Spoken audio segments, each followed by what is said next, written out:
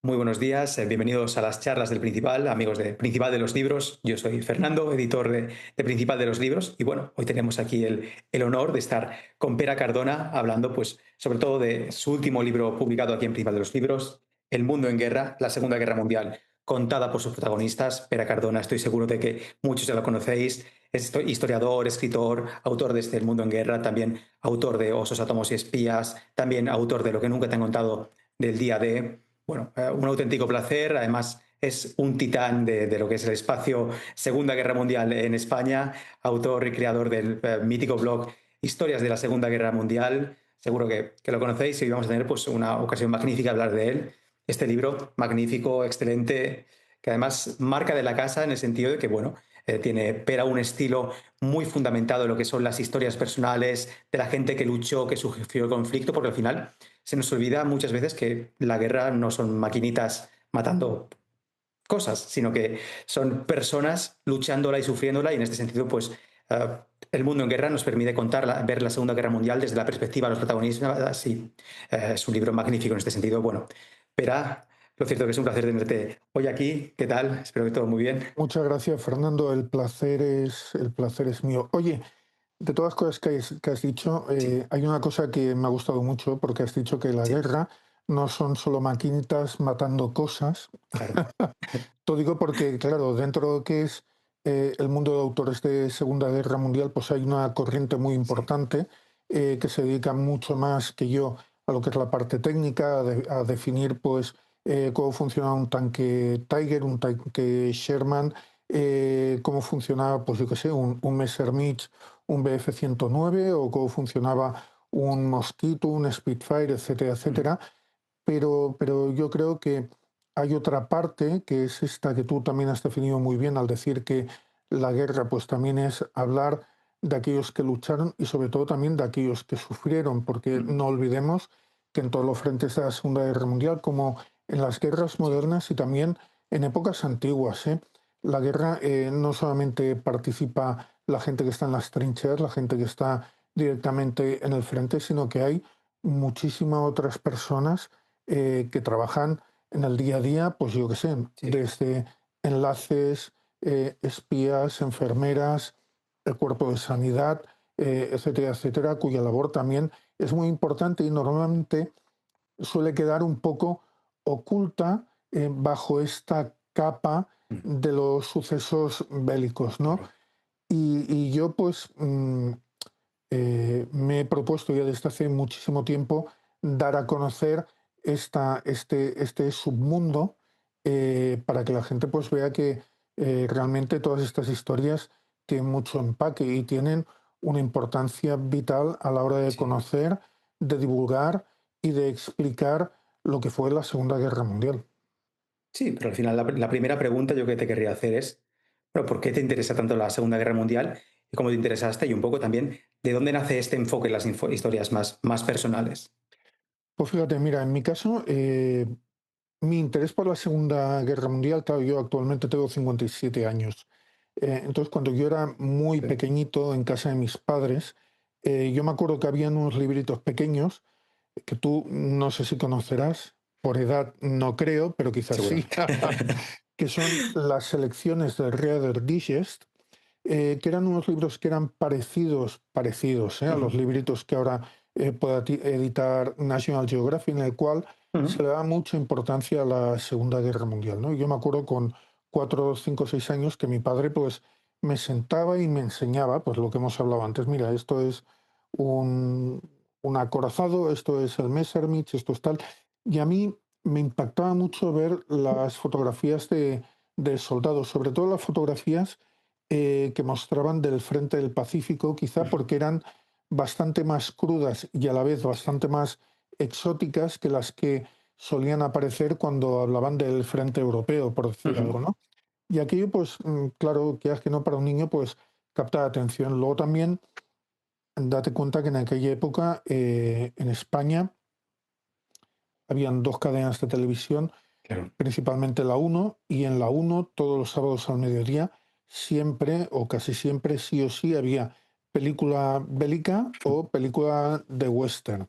Sí, Con lo cual el cine, pues quieras que no, también fue alimentando mi imaginación. ¿Cuál es así a lo mejor la favorita tuya de las bélicas? De las bélicas antiguas, Sí, o modernas, ¿por qué no? hombre, moderna, Salvat al Soldado Ryan, Sí, para mí es la mejor película que ha retratado lo que fue el desembarco de Normandía y también lo que es la sí, crudeza de la guerra, ¿no? Antiguas, pues no sé, la del Día D protagonizada por John Wayne, por ejemplo, ¿no? sí, Claro, son pelis míticas. Objetivo Birmania. Objetivo Birmania, claro, con Clark Gable que caminaba por todas las selvas de Birmania, y tú veías ahí pues no sé, toda la vegetación cuando iban sí. cruzando por los ríos, aquellos que era, para un crío de 6 7 años, aquello era fantástico, ¿no? Y yo creo que este fue mi primer toque de atención Ujú.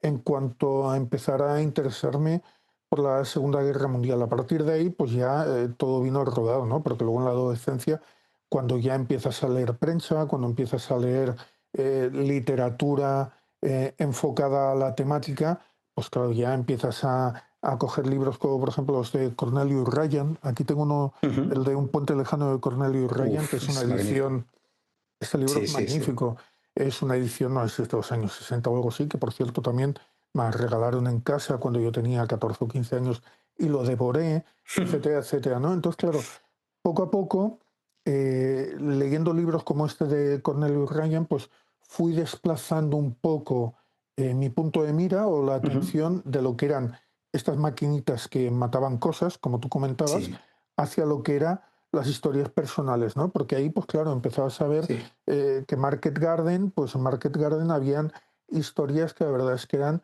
impactantes, ¿no? Y empezabas a pensarlo y decías, oye, pues en Market Garden han habido, pues claro, en el desembarco de Normandía también, y quizá en las Sardenas también, en Birmania también, etcétera, etcétera. Y entonces poco a poco, pues empecé a buscar literatura, pero sobre todo literatura que hablara específicamente de este género, de Sí. historias personales, de autores que tocaran este punto de vista de lo que era la guerra, ¿no? Y a partir de ahí, pues ya se disparó el tema, ¿no?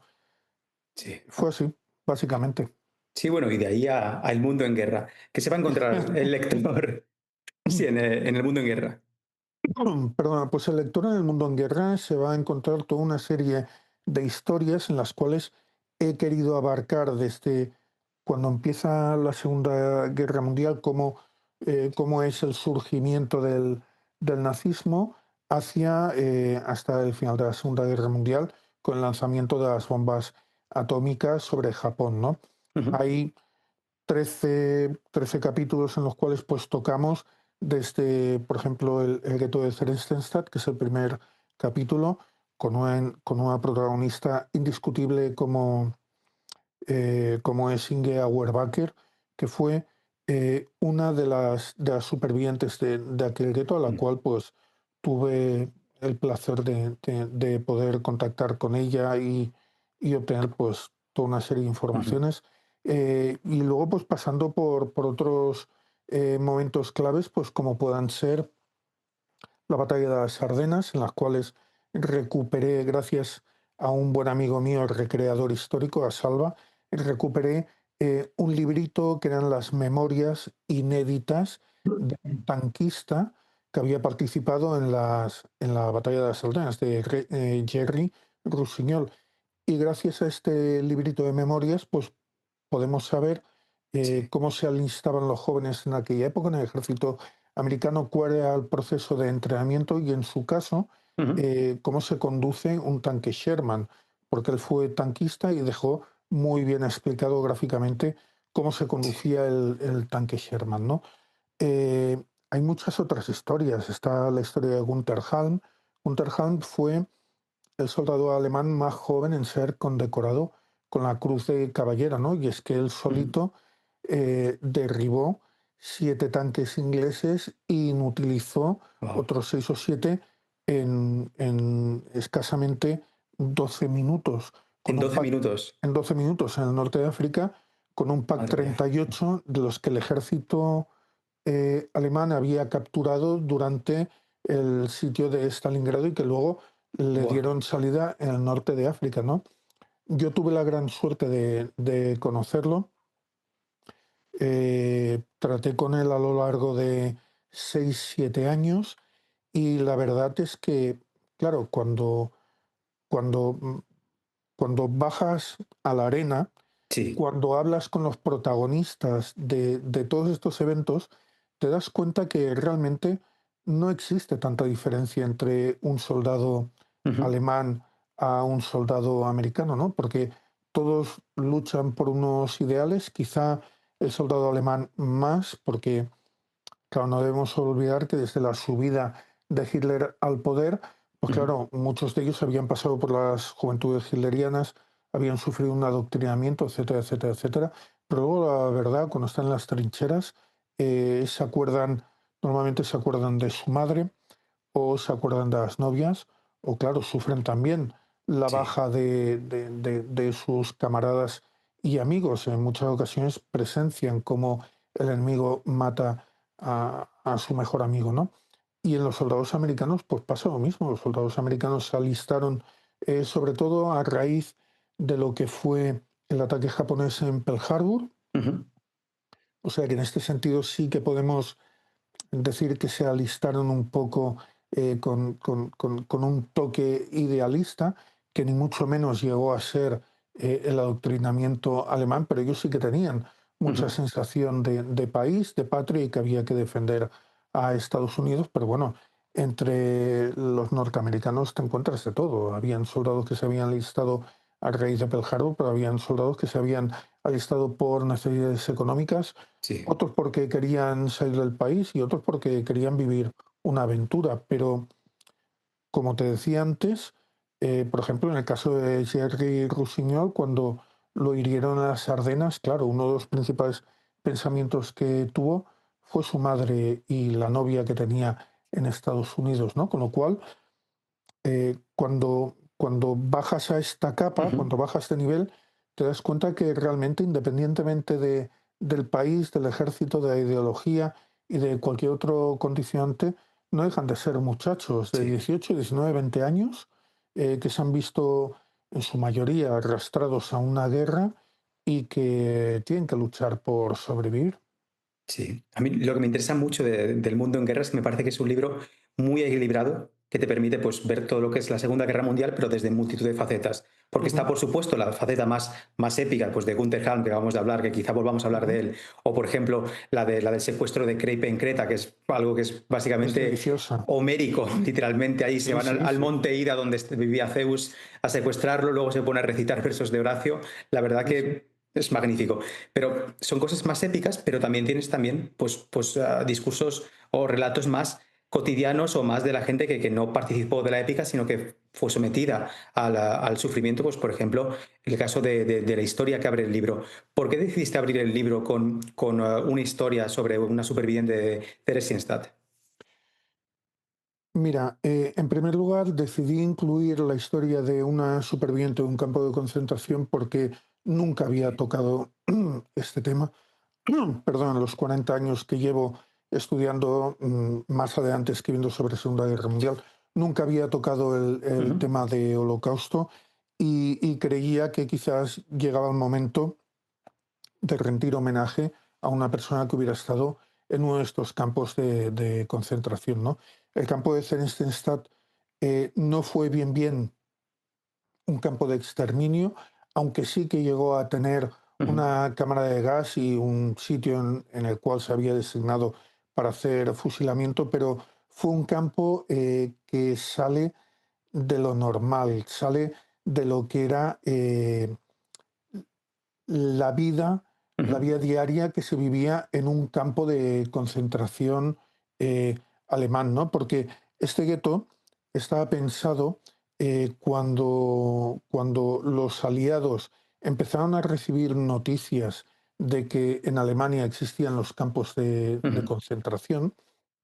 Los alemanes, Himmler, decidió que había que remodelar uno de los campos existentes y darle una apariencia de normalidad para que cuando hubieran visitas occidentales, principalmente dos visitas de la Cruz Roja, que estaban tuteladas evidentemente por el régimen nazi, pues la gente viera que allí no pasaba nada Mm, raro, ¿no? En este campo, por ejemplo, se construyeron tiendas, se construyeron parques para los niños, se construyeron hospitales, se construyeron escuelas, se construyeron teatros, se construyeron cafés a los cuales podían acudir los ujú. internos con una moneda propia que existía en el campo. Lo que pasa es que, claro, nada más lejos de la realidad, no era todo pura fachada para que Mm, el mundo aliado, el mundo exterior, pues viera que realmente a los judíos no se les trataba tan mal, ¿no? De hecho, sí. había, se rodó una película una película propagandística, evidentemente, sobre lo que era la vida en el campo, que era el nombre traducido, el título traducido Ujú. era El Führer le regala a los judíos una residencia, no te sé decir ahora, ¿no? Sí, Poco sí, sí, más sí, que sí. como de juegos y tal. Y de hecho, al principio de la guerra, cuando se instauró este campo, la propaganda nazi Ujú. fue buscando a personas judías que tuvieran dinero, acaudalados, y además que fueran de cierta edad, que pasaran de 60 años, porque les prometían que en este campo no iban a sentir los rigores de la guerra que se estaba notando en alguna de Sí. las poblaciones, por ejemplo, ¿no? Y a ellos se les prometía que a cambio de un dinero podían comprar un apartamento donde Ujú. tendrían pues toda clase de comodidades, donde tendrían comida, tendrían asistencia médica, etcétera, etcétera. Y de todos los judíos que al principio llegaron a este campo, hubo un grupo Ujú. que había comprado su estancia. Claro, cuando llegaron allá, lo primero que se encontraron es que ni apartamento, ni comida, Claro. ni nada. Habían unos barracones, además recién construidos, pero muy mal dotados, en los cuales pues esta gente tuvo que convivir hasta que les llegó el turno en que fueron trasladados principalmente hacia Auschwitz. De entre todas las personas que llegaron al campo, Ujú. llegó Inge Auerbacher. Inge era una niña que en aquel momento tenía 6 años de edad y llegó acompañada de sus padres. Sus padres también, claro, lógicamente era Sí. una familia judía, la cual se la obligó a ir hacia Theresienstadt e ingresó en el campo. Se calcula, al finalizar la Segunda Guerra Mundial, en los cálculos que habían, se calcula que más o menos de este campo de concentración tan solo sobrevivió Mm. entre un 1, la horquilla varía, pero entre un 1 y un 5% de la población interna que había en el campo. E Inge tuvo la gran suerte de sobrevivir junto a sus padres. Mm. Y bueno, aparte de dejar escritos varios libros con posterioridad de cómo era la vida en el campo, etcétera, etcétera, yo tuve la gran suerte de poder charlar con ella en varias Sí. ocasiones. Me narró varias de las anécdotas que ella había protagonizado en el campo y a mí se me ponían los pelos de punta, ¿no? Porque Claro. ella me explicaba, por ejemplo, que cuando cumplió 7 años, que fue Ujú. su primer aniversario en el campo, no sabe de dónde, su padre consiguió un pequeño trozo de patata hervida, al cual lo espolvoreó con azúcar por encima y se lo presentó como si fuera un pastel de aniversario, ¿no? Y Mm. ella, y además me lo decía con lágrimas en los ojos, porque Claro, porque lo narraba llorando. Ella me decía que este había sido, sin lugar a dudas, la mejor tarta de cumpleaños que había tenido en su vida. Claro, quieras que no, todas estas experiencias eh, hacen centrarte un poco también, ¿no? Yo tengo una hija. mm, Claro, yo quiero lo mejor para mi hija. Cuando mi hija, cuando llega el día de su cumpleaños, mi hija tiene una tarta de claro. cumpleaños. No te voy a decir que sea como un castillo Sí, Disney, pero evidentemente, pero tiene una tarta de cumpleaños que le hemos comprado pues con mucho cariño y mucho amor, ¿no? Y yo, la verdad es que desde que conocí a Inge, no hay fecha de cumpleaños de mi hija, que cuando vayamos a pasar la tarta, claro, a mí me retrotraiga a la historia de Inge y me acuerde de aquello, ¿no? Por ejemplo, sí. son historias a las cuales yo creo que le debemos eh, realizar nuestros mayores esfuerzos para que no caigan Mm. en el olvido, ¿no? Porque date cuenta que sí que es cierto que de la Segunda Guerra Mundial existen muchísimos libros, muchísimas biografías de los grandes líderes, desde Churchill, Roosevelt, Patton, Rommel, etcétera, etcétera, ¿no? Pero eh, yo sí que creo que he hecho en falta, o por Ujú. lo menos durante muchos años he echado en falta, conocer la vida, la historia de toda esta gente que la sufrió, eh, como decíamos antes, a pie de Sí, trinchera, o que la sufrió dentro de los campos, o que la sufrió en muchos de estos lugares, ¿no? Y yo por eso creo que es tan importante, además es que siempre lo remarco todas las veces que puedo, creo que es muy importante sí, dar a totalmente. conocerlas para que no caigan en el olvido, ¿no? Porque un pueblo que no conoce su historia está condenado a repetirla, ¿no? Efectivamente. Y, y creo que se lo debemos a esta Sí, gente, ¿no? Le debemos que sí, sus historias se puedan compilar y puedan llegar al máximo de personas posibles. sí. Bueno, tú a lo largo de tu carrera, la verdad que has hecho un montonazo de entrevistas. Te quería preguntar un poco cuál es la entrevista que quizá más te ha tocado el corazón, pero antes también te quiero preguntar, aprovechando que hemos estado hablando de Inge, ¿cómo es de diferente pues, entrevistar pues, a alguien que ha pasado la Segunda Guerra Mundial en una situación muy, muy dura respecto de entrevistar a ese tipo de persona y entrevistar, por ejemplo, a un veterano de guerra? ¿Cómo es diferente el trato a la hora de entrevistarlo? Claro, lo primero que tienes que tener en cuenta cuando hablas con un veterano de guerra es que tienes que respetar su espacio. Mm, Porque si bien es cierto que hay algunos veteranos que no tienen ningún problema en explicarte pues cómo participaron en una acción de guerra, o Inge, que fue todo lo que pasó ujú, mientras estaba prisionera en Theresienstadt, hay otros prisioneros eh, que quieren pasar página claro, y que prácticamente no quieren explicar qué fue lo que le pasó. Entonces, claro, a esta gente también les debemos el respeto de no intentar sonsacarles una experiencia que para ellos fue traumática. Esto me ha pasado en múltiples ocasiones. Al igual me contacta el hijo de un veterano porque quiere que el padre explique la historia, y cuando intentas quedar con él y dices, bueno, pues oye, dile a tu padre, a ver, agendamos una fecha para ujú, poder hablar con él, entrevistarlo y tal. Al cabo de unos días me dice, no te preocupes que, bueno, que mi padre en un principio no quiere hablar, pero no te preocupes que le voy a convencer para ver si nos dice algo y tal. Y yo siempre les digo lo mismo, no convenzas. Si tu padre, sí, por el motivo que sea, no quiere hablar o no quiere dar a conocer esta historia, nosotros no somos nadie para obligarlos. Al igual tu padre pasó página hace 20, 30, 40 años ujú, de esto. Llegó un momento en que no quiso saber nada porque no quiso saber nada, y oye, nosotros no somos nadie para forzar a que tengan sí, que volver a revivir toda una serie de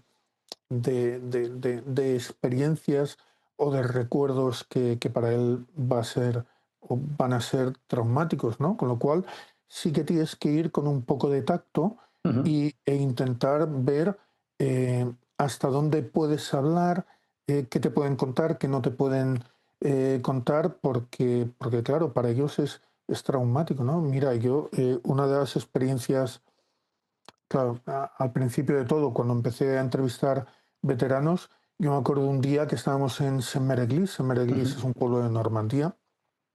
Sí, que además veo que tienes el cartel justo ahí Sí, atrás. tengo Luego, el cartel este sí, sí. de aquí arriba, sí, también lo hizo un Luego amigo mío volvemos porque la verdad que creo que tendrá su que es historia. recreador, y bueno, es curioso, ¿no? Pues yo me acuerdo que en Saint-Méréglise había un grupo de veteranos que estaban sentados en la plaza porque hay una asociación benéfica Ujú, norteamericana que cada año procura llevarlos para que eh, puedan participar en todos los eventos sí. que se hacen conmemorativos. Y bueno, estuvimos hablando con varios de ellos, y yo me acuerdo uno de ellos en concreto, Jacques Port, que estuvimos hablando. El hombre me estaba explicando todo, me explicaba que él participó en la primera oleada de desembarco en Utah, me explicó más o menos lo que pasó, etcétera, etcétera. Y yo, hacia el final, le hice una pregunta que hoy en día Ujú, no se la habría hecho, pero en aquel momento quizá la inexperiencia de tratar a este tipo de veteranos, pues me hizo que se hiciera, ¿no? Y era una pregunta aparentemente inocente, ¿no? Y le pregunté, Sí, oye, ¿qué es lo que más recuerdas de aquel día? Y yo me acuerdo que estaba sentado en una silla de ruedas, claro, porque es gente muy mayor, sí. pueden caminar la mayoría, pero los llevan en silla de ruedas para que no se canse. Se levantó de la silla de ruedas, me abrazó y se me echó a llorar. Y me dijo, lo que más recuerdo de aquel día es a todos mis compañeros. Y me empezó a nombrar a todos los compañeros que él tenía que habían causado baja aquel día, que habían Guau. muerto en la playa de Utah. Y es que los tenía súper vivos en el recuerdo, ¿sabes? Y en aquel momento pensé, eh, bueno, se me cayó alguna lagrimita A ver, cómo no. también con él. Pero en aquel momento pensé, no le tenía que haber hecho esta pregunta, ¿no? Porque habíamos estado durante media hora charlando, pues cómo fue el paso del Canal de la Mancha, pues cómo fue la travesía que hicieron desde Estados Unidos hasta Inglaterra. Él recordaba perfectamente en qué campamento les habían alojado antes de llevarlos hacia los barcos que luego Ujú. los traspasaron a las barcazas y iba todo muy bien, ¿no? Pero cuando le pregunté qué era lo que más recordaba aquel día, pensando que al igual me diría cualquier anécdota de estas que ya me había Sí. detallado anteriormente, pues me comentó que él a quien más recordaba era a todos los compañeros caídos, ¿no? Y bueno, pues para él en aquel momento quizá fue traumático que yo le trajera este recuerdo, ¿no? Y quizás esta experiencia me ha perseguido desde aquel Ujú. momento, porque desde aquel momento, siempre que hablo con los veteranos, Has eh, cuidado. procuro nunca preguntarles ni por las bajas de aquel día ni por todas estas cosas. Si ellos me las quieren explicar de motu propio, hombre, evidentemente las recojo con mucho respeto, con mucho cariño para poder volcarlas en el libro, pero nunca les suelo preguntar. Mm.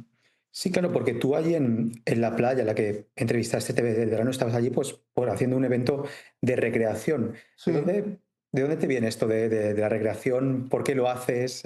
Cuéntanos bueno, un yo poco. creo que Sí. Yo creo que para los que somos estudiosos de Segunda Guerra Mundial, para mucha gente, ¿no? Y a mí como niño, claro, yo Ujú. cuando veía las fotografías de las barcazas y cómo llegaban a las playas o cómo circulaban en un Willy o Sí, cómo vivían en los campamentos, claro, yo siempre lo pensaba y siempre decía, me habría gustado estar ahí. sí. Sí que quizá te voy a reconocer, y voy a decir esto, y varios de mis amigos recreadores al Mm. igual se van a molestar, ¿no? Pero sí que quizá te voy a decir que hay un punto de friquismo, ¿no? Porque no deja de ser que, bueno, claro, que hay un hombre de 57 años como yo, que de golpe y porrazo se uniforma, pues con un uniforme, yo normalmente voy de reportero gráfico, Sí. o con un uniforme, depende de la recreación que sea, con un uniforme de ranger o alguna cosa de estas, y bueno, pues formamos filas, etcétera, etcétera, e intentamos vivir la atmósfera de lo que se vivió aquel día. Claro, Mm. lógicamente no llegamos a sentir lo mismo Sí, que no, no sintió muere nadie, por ejemplo. aquella gente, ¿no? No muere nadie. Pero bueno, pero sí que intentamos vivir aquello, ¿no? Además, ten en cuenta que para nosotros como escritores también es una fuente muy importante de información, Sí, porque dentro del mundillo de la recreación hay gente que lleva la recreación hasta extremos impensables, ¿no? Y ves el bando alemán, por ejemplo, ves a un par de soldados alemanes que están fumando y fuman cogiendo la colilla con el sí. dedo pulgar e índice, que era como fumaban en aquel momento, como se fumaba en Wow. Alemania en aquel momento, ¿no? Y dices, es que hay toda una serie de detalles, entonces lo hablas con ellos Sí. y te dicen, no, no, es que si tú te ves las fotografías de época, fotografías oficiales evidentemente, ¿no? Pues, oye, aquí se hacía esto, se hacía lo otro, etcétera, etcétera. Una vez un grupo de amigos me explicaba también que habían estado en un campamento, creo que era en Francia, Ujú. no sé si era en Francia o en Bélgica, creo que era en Francia, que cuando llegaron, Sí. lo primero que hicieron, bueno, aparte de quitarles el móvil y todo esto, allá es bastante más extremo, ¿eh? lo primero que hicieron fue tallarlos, pasaron una revisión médica como la que se pasaba en aquella época. Claro, Sí, sí. evidentemente no los vacunaron, ¿no? Pero bueno, les hicieron pasar por toda una serie de situaciones, ¿no? Y al día siguiente, por la mañana, cuando se despertaron, vieron que había una mesa en la Ujú. cual habían varios agujeros circulares y Ay, estaban madre. a las afueras de la tienda, ¿no?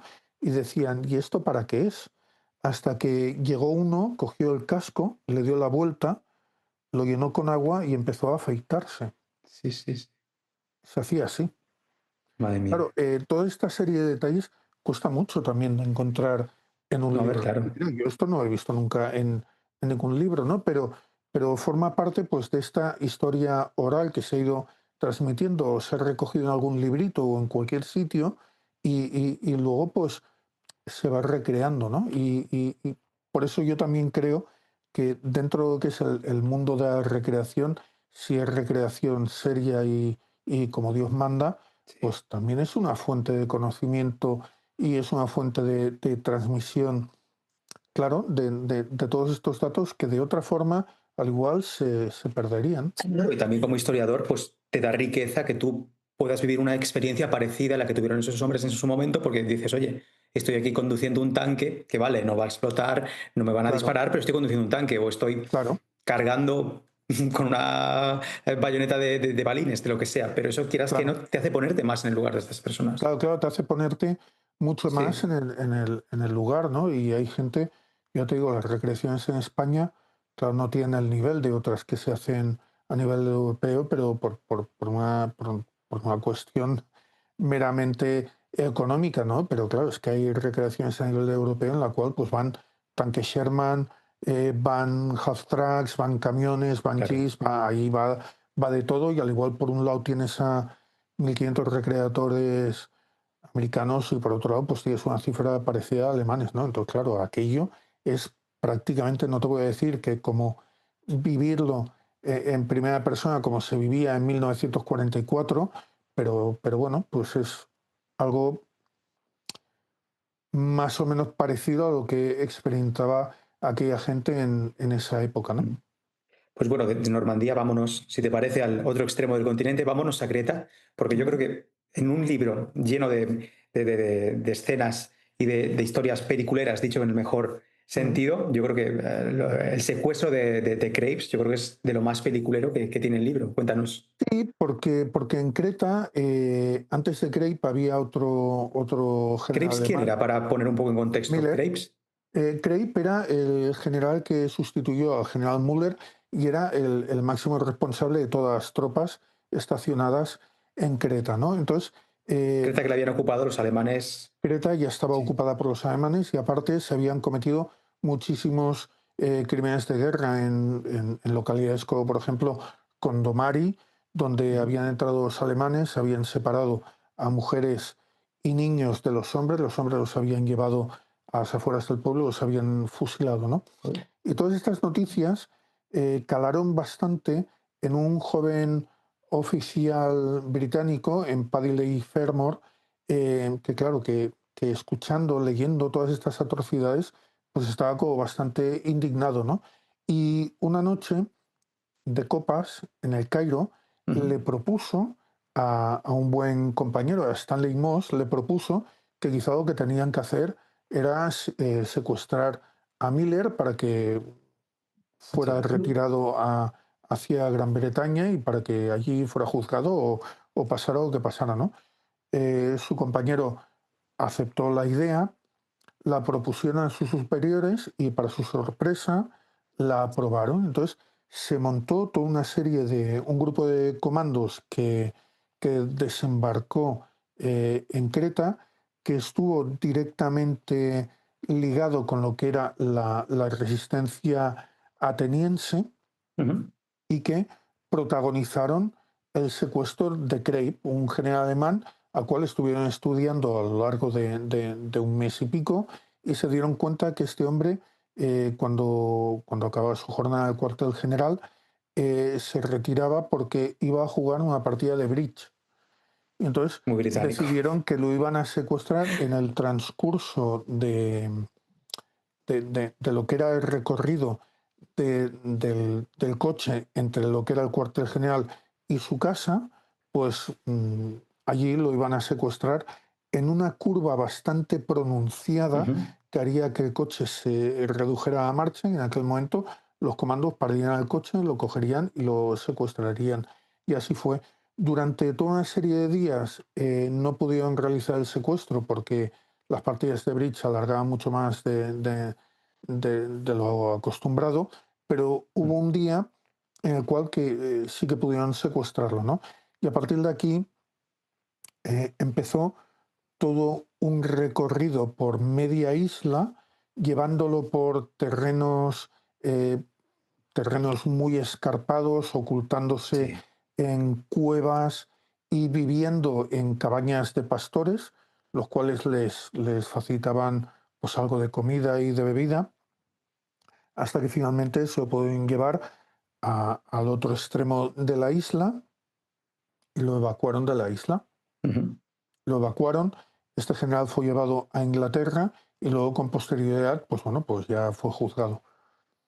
Bueno, Pero es una historia deliciosa, porque claro, cuando te sumerges en ella, te das cuenta que conviven dos tipos de personajes bastante distintos, ¿no? Personajes como, por ejemplo, pues Stanley Moss o Patrick Leigh-Fermor, que era gente que provenía, pues claro, del establishment británico, era gente muy educada, etcétera, etcétera, que ujú. tenían que convivir con la resistencia helena, que Claro, era gente que estaban acostumbrados a vivir en las cabañas en medio de claro. las montañas. Bueno, para que te hagas la idea, uno de estos resistentes se llamaba Satanás, porque era un tipo muy rudo y había sobrevivido a varios enfrentamientos con los alemanes, ¿no? Y sus propios compañeros decían que de no ser Satanás no sabían cómo había sobrevivido a 10, 12, 14 impactos de bala, Sí, ¿no? sí. Y Madre este mía. tipo, cada vez que se reponía de uno de estos enfrentamientos,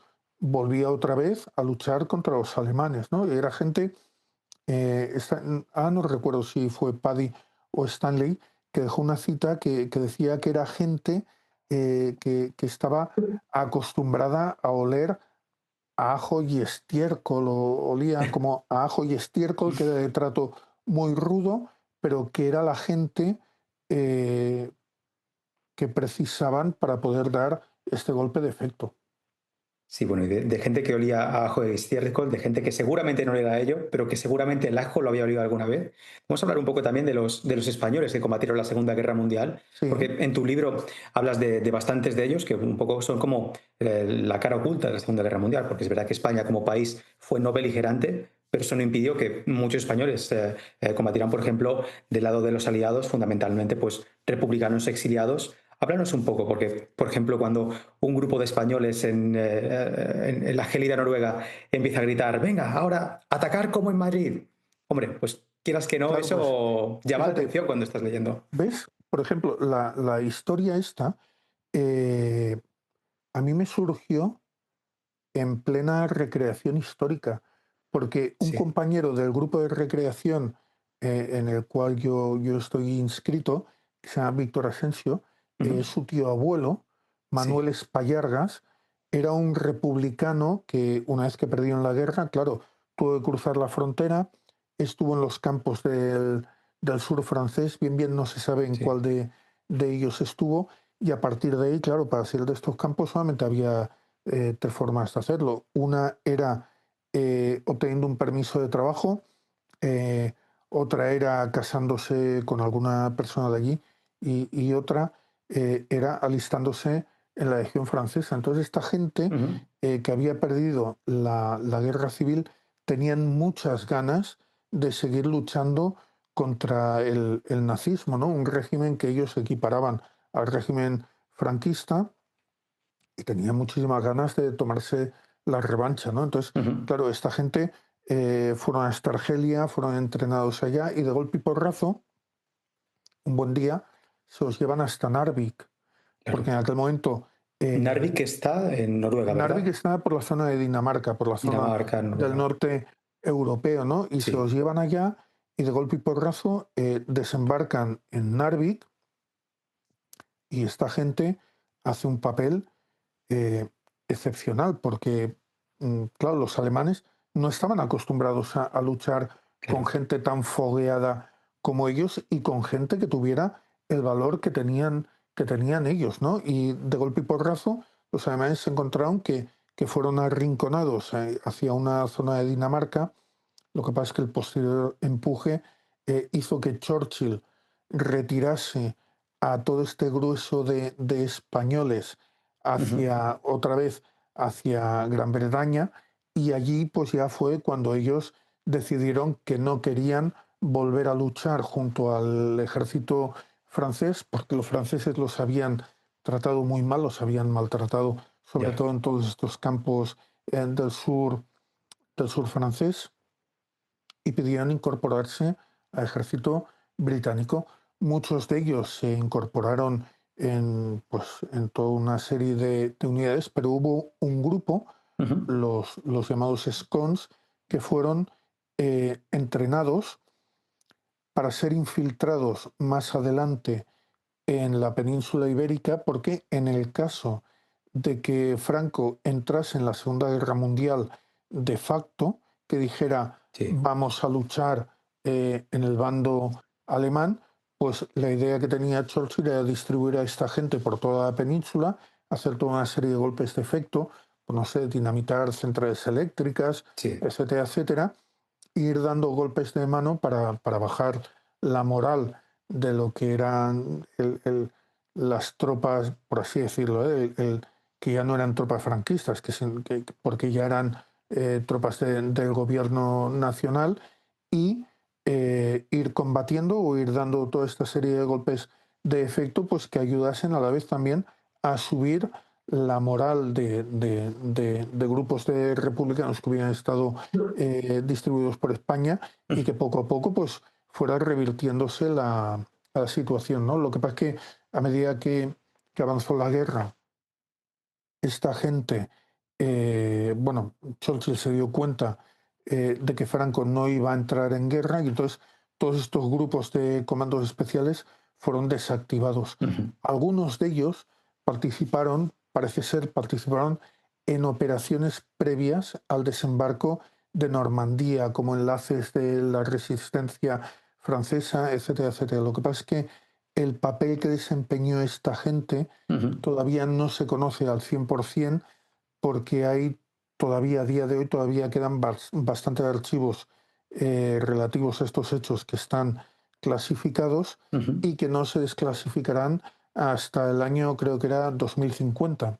Falta, Con lo falta. cual, hasta el año 2050, pues no podremos saber qué Sí. fue lo que pasó en estas operaciones previas, quién participó, quién no participó, etcétera, etcétera. Hubo otro grupo de españoles republicanos también que estuvieron presentes en el norte de África, en Bir Hakeim, Ujú. y mientras los alemanes atacaban este puesto, que además era un puesto clave para ellos, porque Bir Hakeim les iba a permitir recibir toda una serie de material, de pertrechos que venía desde Italia, y que, claro, hasta el momento, como Bir Hakeim estaba tomado, no podían, no podían, no podían pasarlos por allí para distribuirlos por el frente, ¿no? Y hubo toda una serie de españoles que lucharon con una valentía, la verdad es que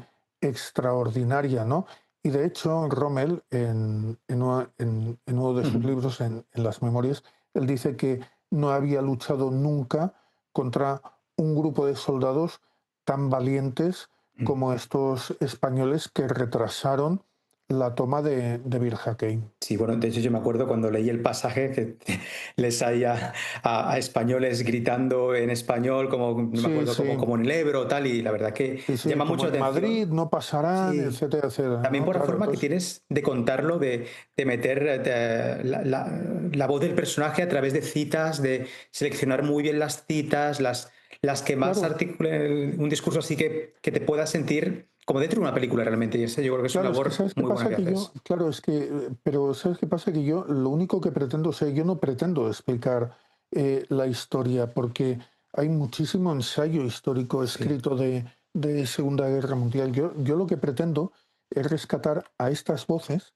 Ujú. y que sean ellos los que expliquen la historia, ¿no? Entonces, claro, yo si encuentro una cita de uno de estos españoles que mientras están atacando los alemanes, pues el tipo salga de la trinchera Sí, con el fusil en mano y empiece a gritar como en Madrid, camaradas, no pasarán, no pasarán. Pues claro, no es lo mismo explicar que hubo una fuerte oposición española frente al avance germano que uno de ellos pues explique cómo claro. fue aquel momento, ¿no? Y que diga, yo salté de la trinchera y yo empecé a gritar esto, etcétera, etcétera, y puse en desbandada a un grupo de alemanes que nos estaban asediando a posición, ¿no? Sí.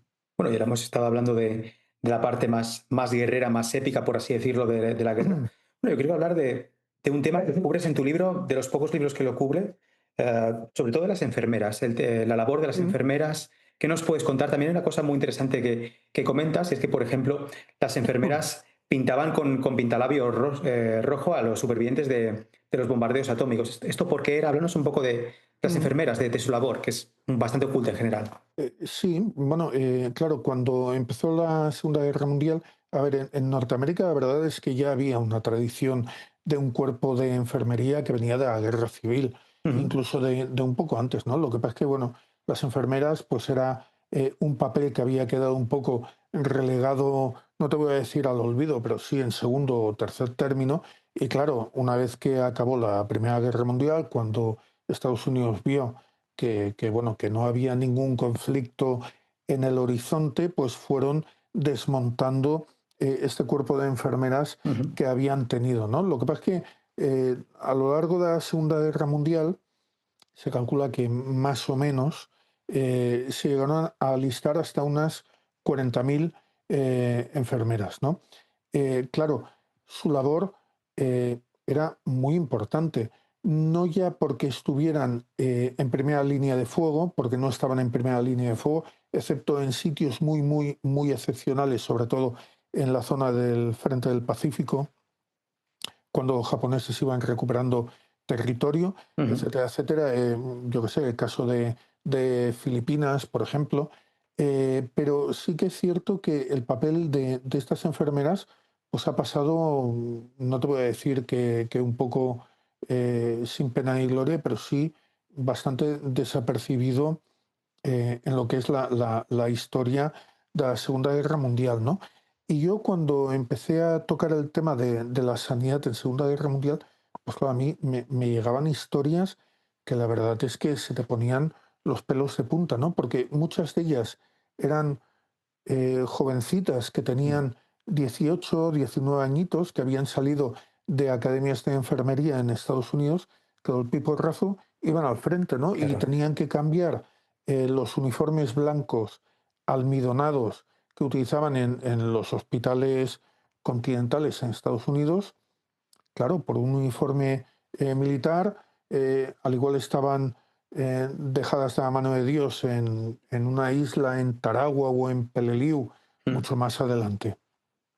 Y allá no tenían ningún tipo de comodidad, porque allí si querían lavar la ropa tenían que ir al río. Muchas de ellas se contagiaron de malaria, con lo cual Claro. sufrieron los mismos efectos que sufrían los soldados. Sufrieron el desabastecimiento no solamente de lo que era material médico, sino que también el desabastecimiento de comida. No dormían en camas, sino que dormían en literas, hay en literas, perdona, en lo que eran eh, ya te diré, Ujú. pequeñas, sí, bueno, pequeñas, como pequeños jergones Ujú. o pequeñas literas que muchas veces estaban en chozas en las cuales, pues, cuando estaban dentro, había una de ellas que, que escribía que aquella noche había compartido cama o había compartido tienda de campaña con una compañera y con 1 millón de mosquitos. Claro, entonces, cuando tú te das cuenta las condiciones en las cuales estas chicas prestaron servicio, claro, quizá yo me centro en lo que son las enfermeras del Pacífico, porque yo creo que fue uno de los frentes más exigentes para ellas, ¿no? Porque en Europa sí que, hombre, sí que es cierto que también pasaron por situaciones muy duras, pero no tenían todas situaciones climatológicas Claro. o todas situaciones de fauna que se encontraban allí, por ejemplo, ¿no? Y por eso decidí darles voz. Mira, a mí una de las historias que más me impresionó fue la de una enfermera que estaban atendiendo a un chico al cual le estaban amputando las piernas, lo estaban operando en medio de la jungla y el chaval falleció, no soportó la operación. Y el cirujano, Ujú. eh, cuando vio que había muerto, dijo, quitarlo de aquí y traerme a otro. Y Oh, ella se quedó muy parada y le dijo al cirujano, oye, si esto me pasa a mí, no me gustaría que me dejaras de esta manera. Y el cirujano se giró y le dijo, si te callas, dejarás que, o sea, si le coso, te callarás y me dejarás que opere al siguiente. Y él dijo, sí. Entonces le cosió las piernas al cadáver, lo sacaron y trajeron al siguiente, ¿no? Es que está lleno de claro. ejemplos de estos, ¿no? Lo que tú comentabas antes del lápiz de labios, esto Sí, sucedió en el ataque a Pearl Harbor. En el ataque al Pearl Harbor, muchas de ellas, claro, porque como fue a primera de la mañana, muchas de ellas estaban haciendo el cambio de turno. Algunas salían del hospital, se iban a los barracones a dormir, otras entraban y, claro, tuvieron que atender a los heridos con lo primero que encontraban. Entonces, había tal cantidad de heridos que los amontonaban en la entrada de los hospitales y una de ellas empezó a marcarlos con lápiz, ujú, pintalabios en la frente para clasificarlos. Oye, a este merece la pena atenderlo, a este otro no, porque va a fallecer, ¿no? ya. Entonces, claro, todas estas historias a mí, pues, la verdad es que me impactaron mucho, me sorprendió mucho, ¿no? Entonces, decidí centrar el capítulo en las enfermeras en el frente del Pacífico y hacemos todo el recorrido de ellas desde que está el ataque en Pearl Harbor hasta que suceden las explosiones atómicas en Hiroshima y Nagasaki, Sí. que es el final de guerra, porque cuando acaba la guerra, algunas de ellas también se quedaron en el país ocupado por los norteamericanos y fueron prestando ayuda, ¿no? Pero la mayor Ujú. parte de ellas regresaron hacia Norteamérica y muchas de ellas pues regresaron a la vida civil, ¿no? Y bueno, sí, efectivamente, al final el mundo en guerra cuenta pues toda la Segunda Guerra Mundial desde el principio hasta el final y al final, pues como todos sabemos, es el bombardeo atómico de Hiroshima, de Nagasaki. ¿Qué vamos a descubrir de nuevo en el mundo en guerra sobre estos bombardeos? Y también hay material nuevo, hay fotos nuevas. ¿Cómo las has conseguido?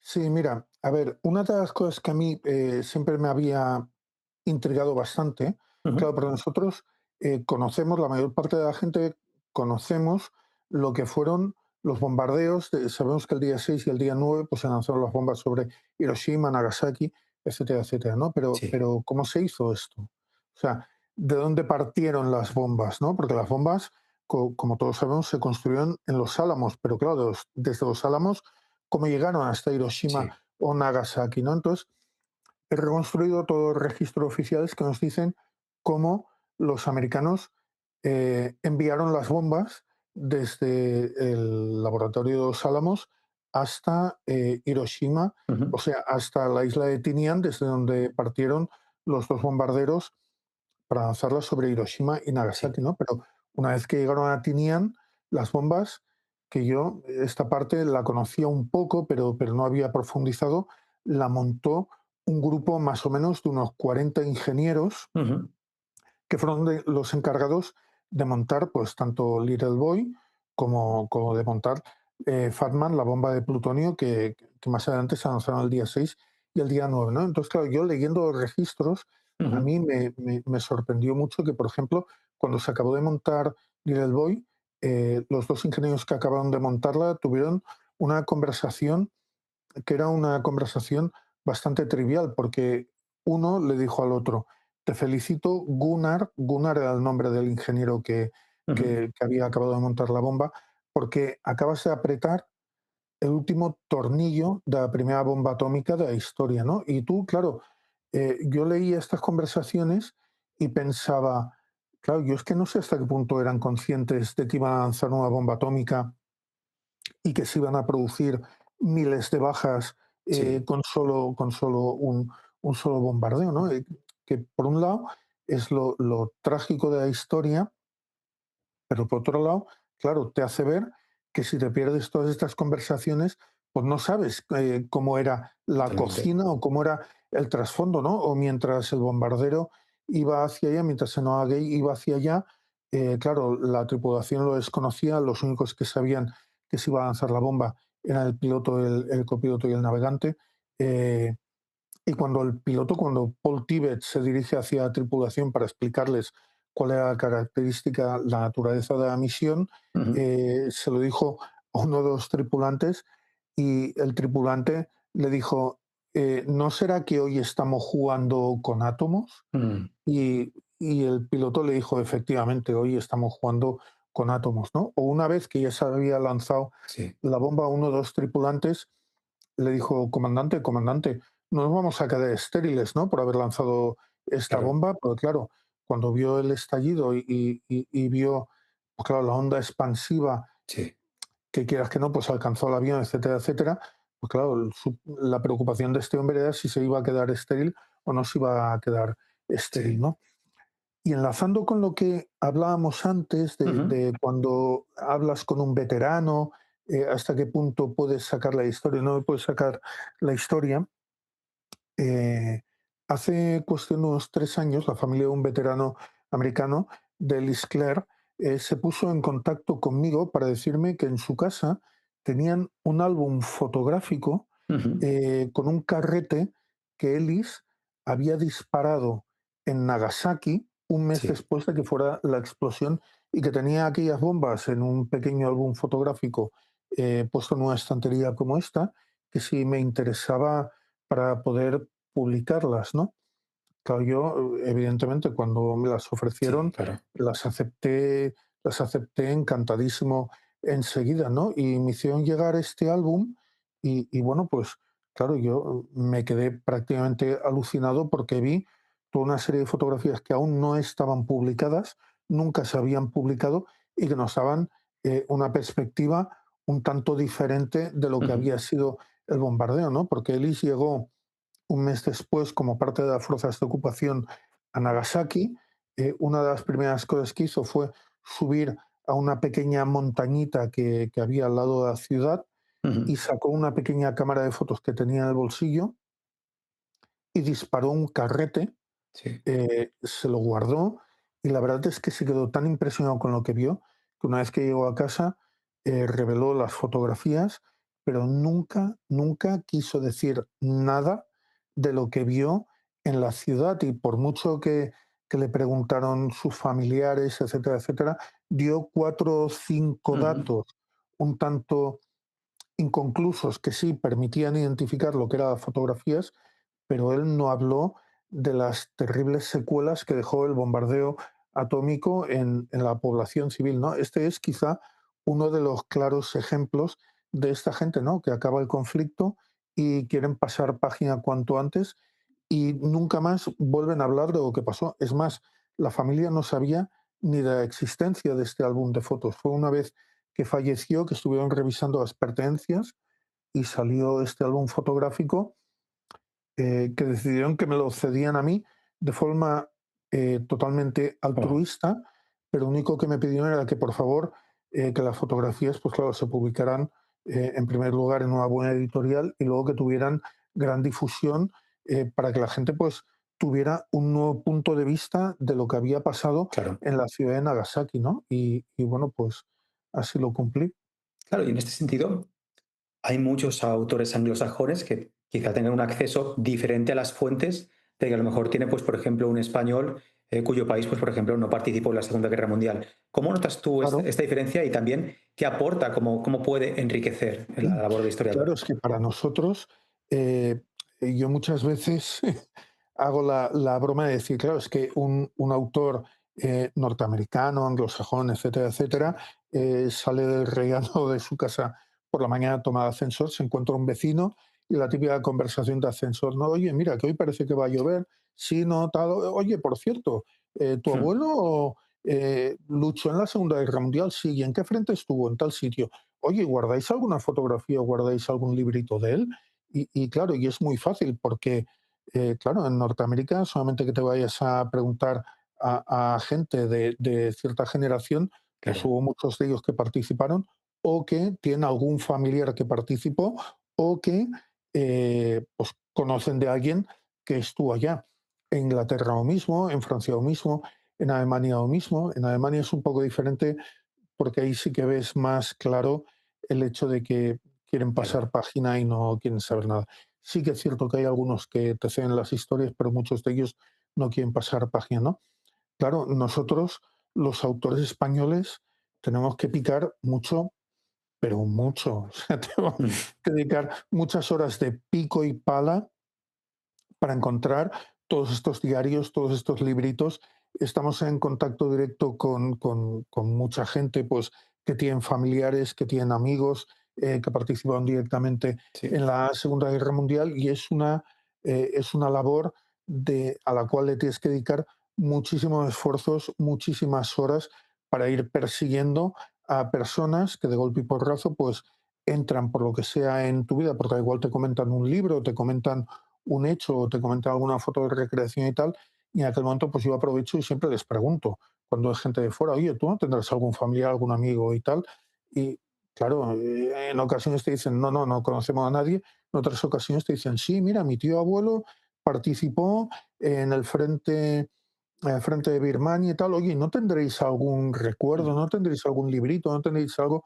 Y a partir de ahí pues vas tirando el hilo, ¿no? Pero, claro, indudablemente, para nosotros sacar material de este tipo de fuentes primarias es muchísimo más complicado que para un autor de fuera. Como para un autor de fuera, a la vez también debe ser muy complicado encontrar fuentes de estas de la guerra civil mm, española, ¿no? Y para nosotros, pues que es que no, en todas las familias se sufrió la guerra, hay familias que tuvieron combatientes, otros que no, pero que más que menos, pues en la historia familiar tiene alguna experiencia de la ujú, guerra civil española, ¿no? Por lo sí, mismo pasa afuera, entonces, claro, un autor norteamericano que quiera escribir sobre la guerra civil española, pues lógicamente tiene que picar a muchas puertas, tiene que perseguir a muchísima gente antes de encontrar un librito de vivencias, o bueno, o antes de encontrar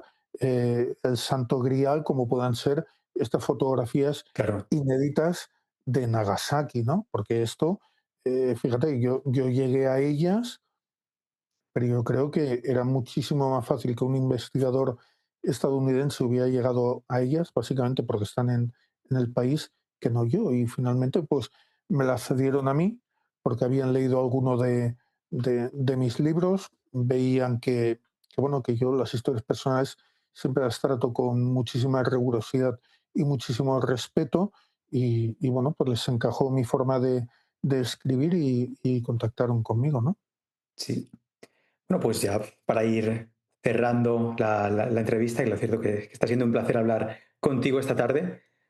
Bueno, se ha escrito mucho de la Segunda Guerra Mundial, pero estoy seguro que aún queda mucho por escribir. ¿Qué nuevas cosas se van a ir escribiendo? Yo creo que todavía queda bastante por descubrir, ¿no? Porque, por un lado, claro, no debemos olvidar que hay material que todavía permanece clasificado en los National Archives, sobre todo lo que eran operaciones de espionaje o operaciones de comandos que no están desclasificadas y que hay algunas de ellas que se Ujú. desclasificarán dentro de 50 o de 100 años. Pero luego claro, como diría Matías Prats, si me permites la broma, permíteme que insista, pero claro, quedan muchísimas historias personales que Sí, nos dan este punto de vista que nos da la historiografía oficial. Mira, por poner un ejemplo un tanto conocido, eh, el día del desembarco de Normandía, cruzaron el canal 140.000 hombres, 140, 150.000 ujú, hombres entre los paracaidistas que saltaron la noche antes y los que desembarcaron en las barcazas. Esto quiere decir que hay 150.000 historias claro, personales solamente relativas al desembarco de Normandía. De todas estas, desgraciadamente, tempus fugit y hay muchísimos soldados pues, que ya no podremos entrevistarlos, pero de los que quedan muy poquitos, Ujú. pues oye, hay algunos que todavía están con el ánimo de poderte explicar la historia, ¿no? O hay 150.000 familias que quizás entre estas 150.000, pues al igual hay 10, 20, 30, 50, 100 libritos de Claro. memorias personales que están guardados en un cajón, que ellos no le dan ningún tipo de valor, porque es un librito que han visto siempre allí, que saben que lo escribió su antepasado, pero que no le dan ningún valor porque, bueno, es una cosa que escribió, se quedó allí y ya está.